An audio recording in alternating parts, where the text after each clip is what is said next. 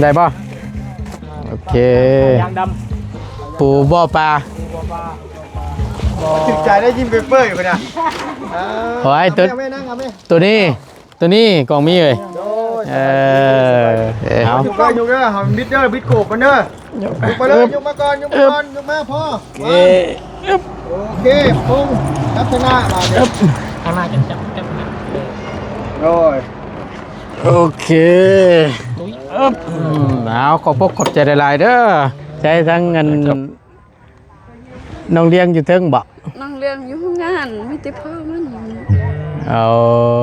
พ่อมันก็เมาพ่อก็เลยที่แหละกินแต่เบียร์กินแต่เช้าคนเนาะโอ้ยเฮ็ดได้สันบาทนี่เจ้าตัวคนบ่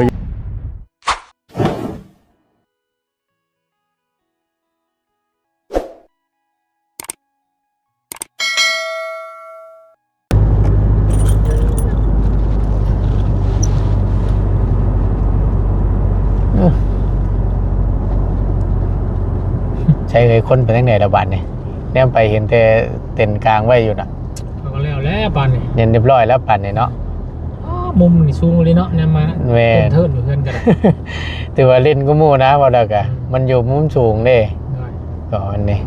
เอาพี่น้องมาเด้อพี่น้องเด้อขึ้นมาฮอดเป็นที่เรียบร้อยแล้วเนาะมาฮอดบนเหตุการณ์ล่ะพี่น้องเอ้ยโอ้เพื่อนน้องเลี้ยงเพิ่นค่ะขึ้นแล้วเมื่อเช้านี้เนาะมาตุนกับบ่บุญจารวันก็เดินทางขึ้นมานี่ก็หากระฮอดพี่น้องเอ้ย2หนุ่มชุ่มใจมื้อนี้ก็ได้เนาะพี่น้องเด้อโดยเอากราบทักทายสบายที่ FC เพิ่นสุขุสุขคนพี่น้องเอ้ยจน 4 โมงติแม่นพบเจอกันประมาณ 3:40 พี่น้องเอ้ยณตอนนี้เนาะก็มาบ่ทันในช่วงเช้ากับบ่เป็นหยังพี่น้องมายินดีย้อนหลังเอาเนาะบ่เป็นหยังเพราะว่ามันเฮาก็เมื่อเก็บเวียกเก็บงานนำแน่ตัดเข้าหญ้าและตัดหญ้าเข้านั่นแหละพี่น้องเอ้ยเขาก็ยังบ่ทันได้แล้วตัดเข้าก่อนน่ะตัดหญ้าของข่อยก็ตัดเข้าของแท้เด้อของข่อยน่ะเจ้าคักอะไรเขาเจ้าชุดบ่บุญได้ยอมรับอยู่แต่ว่าอยากแต่งเพิ่นซื้อหรอกแต่งสาวให้เพิ่นมาบาทนี่ตัวมาเดี๋ยวเพิ่นได้ทีเพิ่นได้มาจากหน่วยเนาะพอแห้งได้เฮาถ่ายคลิปจะได้บ่เด้บาทนี่ขอเวลาน้ำเพิ่นเนี่ยละจักหน่อยนึงบ่ได้ต้องนุ่งเฮิมนั่นแน่พี่น้องไงสั่งให้ทั้งบ่บุญจรวันชื่ออันกกมะพร้าวแล้วก็หน่อไม้เนาะมาปลูกไว้ซั่นยังบ่ทันได้ลงอยู่พี่น้องเอ้ยพุ่นละยังเทินอยู่ลองรถอยู่พี่น้องแม่นบ่เดี๋ยวลงไปเบิ่งน้ำกันพี่น้องเอ้ยพุ่นละขึ้นไปพร้อมๆกันเนาะบ่บุญเนาะมาหลังเด้ก็สิว่าสิบ่ได้ให้ล้างถ้วยล้างหยังเนี่ยบ่เนาะไปพี่น้องไปพี่น้องเอ้ยโอ้ยมาวันนี้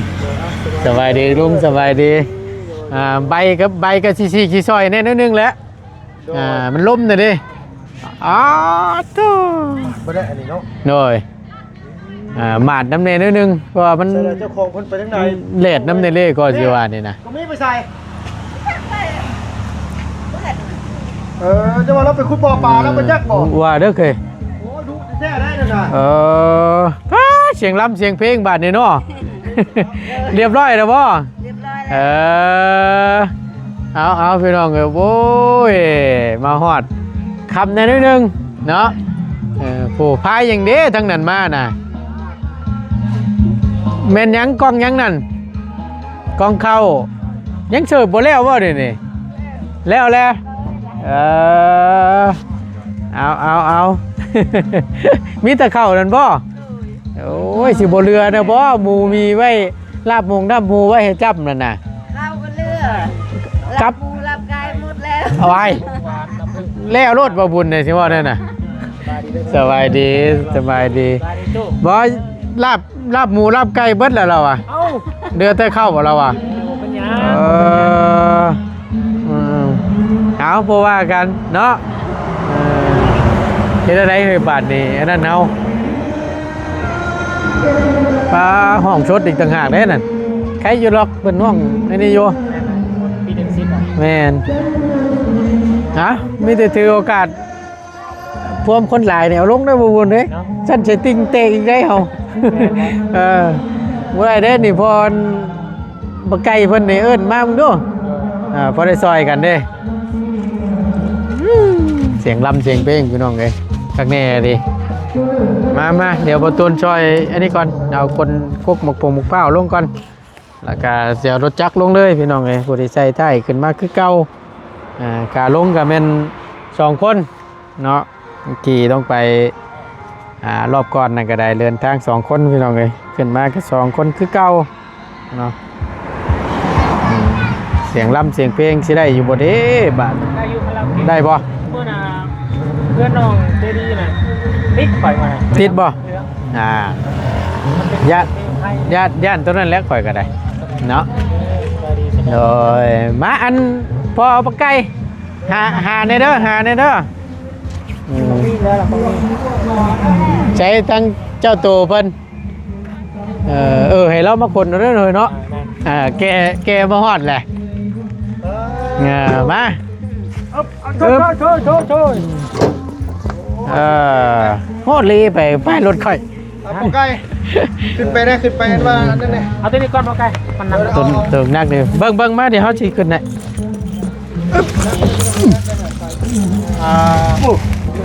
ได้ป่ะโอเค ยางด ปูบ่อปลา ติดใจได้ยิ้มเปเปอร์อยู่นะ โอ้ยตัวนี้กล่องมีเลยเอา ถือกล้องคนนั้น โอ้ย ำใบหมาไปได้ลุงเทิมเลย ได้อยู่หรอกน้ำพอเรา โดย อึ๊บ ไม่จับไม่พอไก่สั่งมา10 ต้นยังไงแต่ไม่รู้ว่ามัน10 ต้นมั้งเลย ได้อยู่หรอกลุงหน้าพดมันง่ายอยู่หรอก ใจว่าบุรีเวลาว่ามาล้านหนึ่งให้เราต้นต้นมะพร้าว20 ต้น ใหญ่เพิ่นได้ซ้ำสิกินลุงเอ้ย ต้องโหเอาได้เจ้าของคนที่เป็นที่กินปลูกอยู่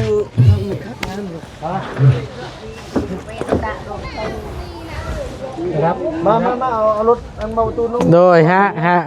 เฮือแห้งนี่เด้อ แห้งเนี่ยมา โดยเนาะเจ้าแม่นบ่จัก อ๋อนี่จะได้ให้โรงเรียนเมื่อกี้นี่ บ่ว่ายังถามอยู่รถเพิ่นมาใช่น่ะ เชียวไอ้ดี คุณนึงจับเท่าคุณนึงโจมให้ก้น2 คนมาพอใกล้โจมยก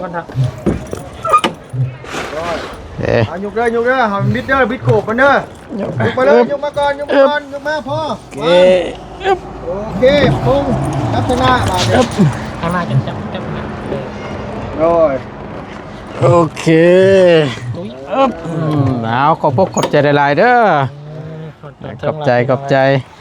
ต้นมะพร้าวสร้างต้นเอาไว้ก่อนนะไม่บุงวาน10 ต้น เบิกแอบไว้ก่อนพี่น้องเลย ต้น อึ๊บ แต่เวลาเราบุญได้มาให้กัน โอ้ยสุดยอดเลย สบายดีเด้อเพียงเด้อ โอเคได้แล้วฮึบยังดีแต่ว่าฝนบ่ตกเนาะฉันละพวกแห้งเปื้อนนี่จอดอยู่นี่ก่อนพี่น้องเลยอึ๊บจอดไปนี่ก่อนเฮ็ด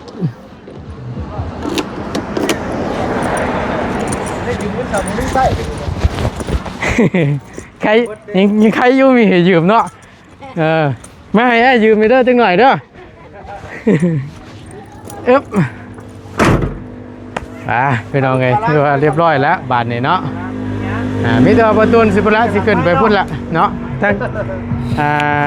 เพื่อนน้องเลี้ยงพุ่นก่อน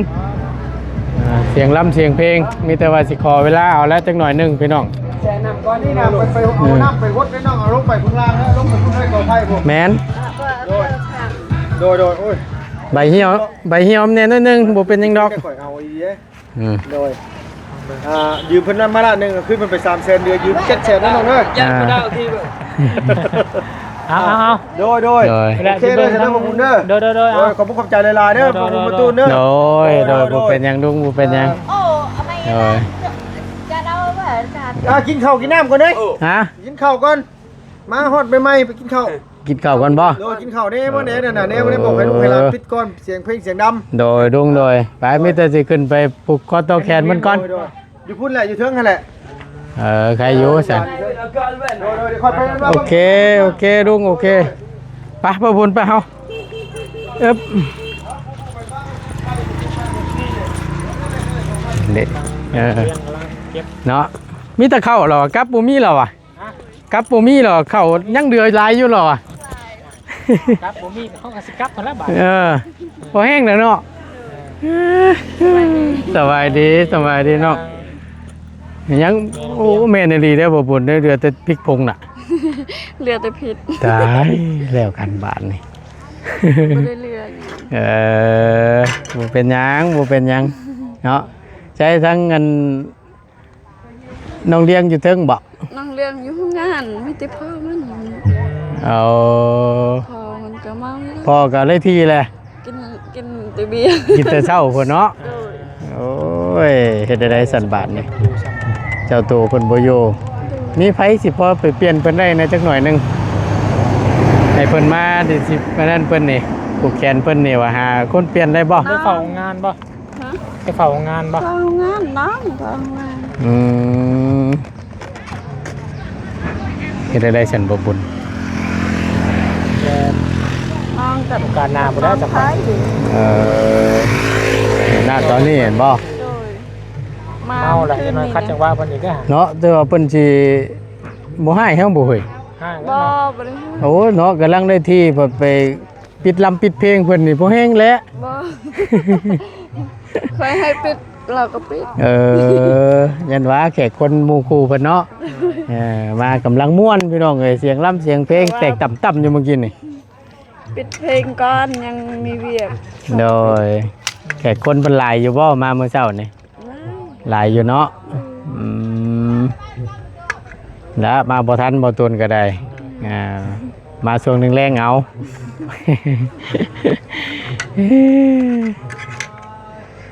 เอามีแต่ว่าไปเก็บเท่านั้นแหละเก็บก่อนเดี๋ยวจังว่ากัน เบิ่งปั๊บพุ่นละสายประตู เนาะเฮ็ดได้เจ้าตัวเพิ่นบ่อยู่เดี๋ยวเพิ่นน่าจังมาแสดงความยินดีเพิ่น โดยเอาสั้นก็ได้บ่บุญเด้ ก็ได้ ได้เพิ่นน้องเพิ่นบ่อยู่นะพี่น้อง ปั๊บกันเฮา แม่นไปเดี๋ยวสิเข้าไปหลังค่อยก็ได้โอเคบ่บุญสบายดีเอาได้มาแล้วก็ไปหาทั้งอันนี้น้องใจดีเพิ่นท่าพี่น้องเอ้ยผู้ว่าเฮ็ดหยังโก้อยู่ทั้งแม่เราก็ได้เดี๋ยวสิขึ้นไปเพราะว่าเพิ่นบ่อยู่ว่าซั่นทั้งน้องเลี้ยงไปเป่าโรงงานพี่ทางบ่ตูนก็สิมาพี่แล้วบาดนี้พี่น้องเอาก็ถือว่าฮอดเด้อพี่น้องเนาะแจ้งทาง FC ผู้ใหญ่ใจดีเบิดทุกท่านเนาะได้เดินทางขึ้นมาฮอดเซโปนแล้วหน้าเวียกหน้างานแล้วล่ะพี่น้องเอ้ยบาดนี้จังได๋ก็ฝากเป็นกำลังแรงใจให้เด้อพี่น้องเด้อเนาะเบิ่งส้มน้ำกันพี่น้องเฮ็ดอย่างเด้ควันกระดุกกลัวอยู่บ้านนี่เนาะเสียงรำเสียงเพลงสบายดีเฮ็ดหยังอ่ะน่ะตามมักเพชรโอ้ยเนาะไปได้ตามมักเพชรจะกินหยังเอาเนาะอันเจ้าสิแกงหยังอันนี้น่ะแกงฮะแกงพักเอ้าคือจะว่าได้กินแกงพักโอ้ยอันนี้ไม่เฮาแน่จังหน่อยยัน เที่ยวข้าวเด้อบ่ นะ มีของกิน หมูมีของกิน เลย โอ้เจ๊บ่ได้กินลาบหมูน้ำเพิ่นบ่เมื่อเช้านี่ กินแน่แต่เช้านี่แต่บัดตอนแรกเนี่ยกิ้วอีก โอ้ก็บ่ยันช่วงแรกๆเนาะ เลย ใจดีไปทางไหนล่ะ จะดีอยู่ห้านก็ไปกับเลี้ยงเลย ไปเบิ่ง ผู้สาวสกีแบบไปส่งผู้สาวบ้านกะห้านน่ะไปเบิ่งผู้สาวสกีอยู่งาน สาวสกี เลย ไผสาวสกีมาแต่ไส อยู่แดนเวลา ฮะ จัก แต่สายบ่ได้ถามเขา ผู้สาวบ้านสกีสิบ่ ผู้สาวสุกี้ อ๋อผู้สาวสุกบ้านของน้องสุกีนี้ เลย เพิ่นมาบ่ เลย โอ้ยเนาะทางนี้นี่พี่น้องโอ้มีหนังหมูนำเลย เลย โอ้ก็เรียกว่ามีแต่อันนั้นชื่อโมเมนต์เนาะ เลย ออมหมูสิว่าแล้วก็ใส่ยอดตำลึง เลย เอาโอ้ยเสียงลำสัมบาทนี่ บ่หลังๆเด้อเอาเสียงเขางำเมานี่แหละ เลย เนาะให้ปล่อยผ่ายซ้ำพี่น้องเลยโอ้ตายบาทนี่เนาะ เขาบ่ได้เอิ้นเขากะแห้งดังเขาเมาหมดแล้ว ได้ทีเพิ่นแหละ เลย ก็บ่เป็นหยังเฮ็ดได้เข้าใจอยู่หรอกเนาะ ได้ ช่วงเพิ่นกินเด้พี่น้องตั้งแต่เช้าพุ่นเนาะ เลย ได้ไปร่วมน้ำอยู่หรอวะ เลยไปนำแหละ คนหลายอยู่บ่เว้ย เลย บ่ ลายบ่ได้ลายปานใด บ่ปานใดบ่ เลย ระหว่างเพื่อนเจ้ากับเพื่อนน้องเลี้ยงไผหลายกว่ากัน จะคือกันนั่น ก็ซ้ำๆกันบ่ เลย เออโอ้ยว่าสิมาแต่เช้าพุ่นแหละบ่ทัน นะ ค่าตัดอันหญ้าเข้าอยู่หน้านั่นแต่ก็ยังบ่ทันแล้วหรอกพี่น้อง แต่ก็ได้มาก่อนเนาะบ้าโตใครอยู่เพิ่นร้องน้ำอยู่ก่อนไผห้องเพลงน่ะฮะพูดเลยพี่น้องไงเสียแรงๆนะไผเสียแรงๆนะบ่ตูนบ่กล้าเข้าไปกวนเพิ่นกำลังได้ที่แน่ก็สิว่าน่ะอันใดนะ เขาเพลงนำแหละ ฮะ เมาหมดเลยไผ่ จักบูกันเฮาก็บูกันอุ้ยม่วนเฉยบาดนี่ อ๋อทั้งน้องใจดีน้องเลี้ยงไปเฝ้าโรงงานแทน เลย สุขีได้จ้ะ ชุปีกัน สุขีบ่ได้อยู่บ่หรือว่าอยู่พี่บ่เออเป็นไงฝนตกอยู่บ่ทั้งพี่ บ่ บ่ตก เลย คือกันเนาะอยู่ทั้งบ้านนี่กันเมื่อคืนนี่ตกอยู่น้อยหนึง เลย ทางบ้าน อยู่นี่บ่ได้ตกเลย บ่มีเลยบ่ เลย นึกว่าฝนตกคือแตะเก่าแล้วนะ เลย ถือว่าหยุดแล้วเนาะ เลย เบิ้ลเบียร์แจ็คเก็ตแล้วนะ หูน้ำลาวลายอะแต่ ลาย บ้านแน่ เมื่อวานนี่น้ำบ่ ๆแม่น อุ่นเครื่องแต่เมื่อวานนี่ เลย ตา เล่นแตกค่ะ2-3 คนกิน4-5 คนกินอยู่หั่น เออ นี่กะมื้อนี้ได้เขากินแทน มือคืนบ่แรงนี่ยังบ่คืนอยู่บ่แรงนี่เนาะ เลยมันคืนนักเมา ปกติแหล้วไอ้เท่าไหร่นี่แหละขึ้นเงินใหม่ใจขึ้นงามพี่น้องเอ้ยกับมีกันทุ่มเทเนาะบ่ว่าไปดอกไอ้เท่าไหร่นานๆทีโอ้ เบิ่งเขาพร ม่วนเฉย เลย ว่าแล้วฮ้อนก็บ่ได้จักฮ้อนเนาะ เอิ้นข้าวกับข้าวบ่ได้กินซ้ำ โอ้แล้ว แล้วรถบ่ว่าหรอก เสียงรับพี่น้องเลยไปสันมิตรว่าทั้งอันบอตูนก็จะได้ขอตัวจบปิดก่อนปิดคลิปก่อนนะว่าปิดบ่ถึกแล้วบอตูนก็ได้ขึ้นมาก็ฮอดนี่พี่น้องเลยเนาะเอาอยู่ดีมีแห้งนะฉันเด้อ เลย เดี๋ยวไว้มายินดีเพิ่นน้ำลังเนาะ เลย โอเคไปสบายเรื่อยๆเด้อ สวัสดี สบายดีว่าที่ขึ้นไปผูกแขนน้ำเพิ่นนั่นแหละแต่ว่าเพิ่นบ่อันนั้นพี่น้องเลยเพิ่นบ่อยู่เจ้าตัวมีแต่ว่าเอาไว้รอบหน้ารอบในพุ่นละมื้ออื่นจังว่ากันพี่น้องเลยเนาะไปขอบคุณหลายๆโชคมันร่ำรวยเด้อพี่น้องเด้อสำหรับคลิปนี้บ่ตูนลาแล้วสบายดีเด้อ